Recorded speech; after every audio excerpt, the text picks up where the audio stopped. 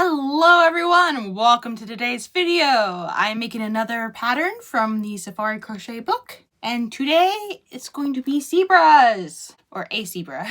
So with the fun fact about zebras is that I have an older sister, and zebras are her favorite animals.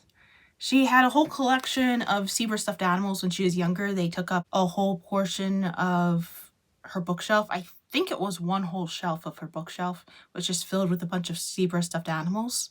Or zebra models too. I think there was like sculptures or whatnot. As it so happens, the day that I am starting to film this video is the day before her birthday. So it seems like a nice serendipitous timing thing, coincidental timing, yeah? Also, earlier today in the mail, I finally got the itinerary for my trip that I'm taking in Kenya. So I actually have a sense of what activities are going to happen on what day, and it makes it feel more real. I know not to get too attached to the itinerary because things can always change. You never know what's going to happen. But I have to admit it's feeling more real. I have a better sense of what to expect. And the itinerary mentioned more animals than I was expecting, including zebras. So I'm getting really excited for that. And now I'm getting a sense of how I should be carrying these stuffed animals around. Yeah, I mean, I kind of know how I plan to carry the stuffed animals around, but I don't think I'll know entirely until I know how much space they take up. Anyway, let's get going on the zebra.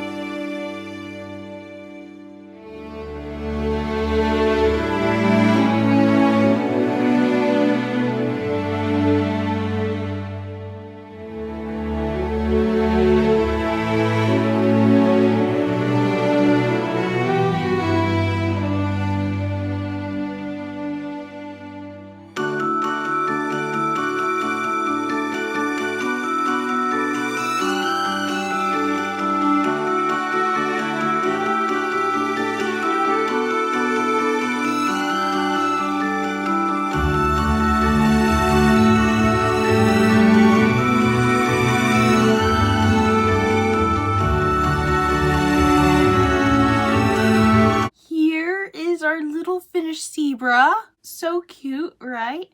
A little bit wonky. You can see the head is not quite as straight as it should be. But in all honesty, the stripes are straight enough. I was also just wanting to be done with the zebra. So there's actually like 20 minutes of footage that didn't make it onto the thing because I had to start over.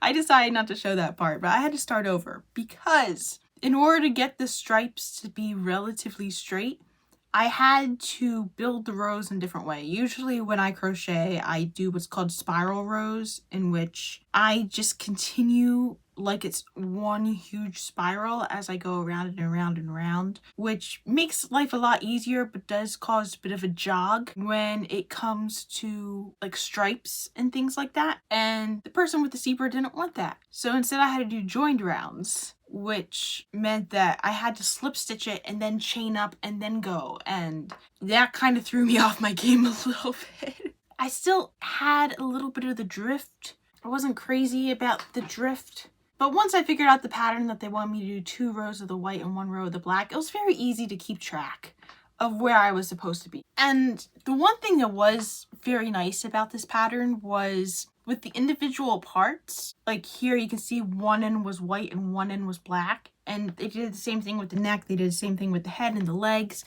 And it made it easy to tell which side was which.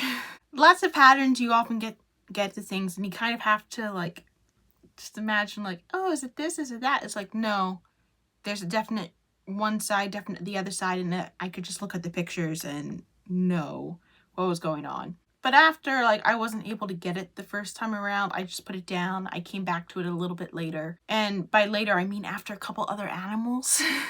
Like this is the 12th video of the series, but it's not the 12th one I started. It was more like the 8th. I think I completed like 3 animals while putting this one off. There's also one point where they want me to put on felt for the eyes. And it's like, no, I have safety eyes with irises in them. I could just do it. And just so much color changing. Yeah, with the ears, like it was another technique with the ears I never done before, where it's like, don't weave in all the ends into the ear, just put them into the body. And it's just weird sewing the thing on with the ends already loose. But I understand why they said that, because it would have been wonky otherwise. By the time it came to the sewing, like that's the join right there, and that was supposed to be on the bottom, but by the time I sewed the legs, it's like I just want to be done. Which is not the best attitude to have when you're sewing up an animal, but that's the attitude I had. So I'm just lucky that the main covers a lot of it. Anyway, I finished this with a little over 24 hours to go before I get on the airplane to Kenya. So it's nice to know that I have all the animals. It's stress level a little bit down, like self-induced stress level down. The itinerary did say zebra, so I do hope I actually do see a zebra now. And yeah, I created a lot of the stuffed animals. I'm very proud of that. That was today's entertainment. Have a nice day.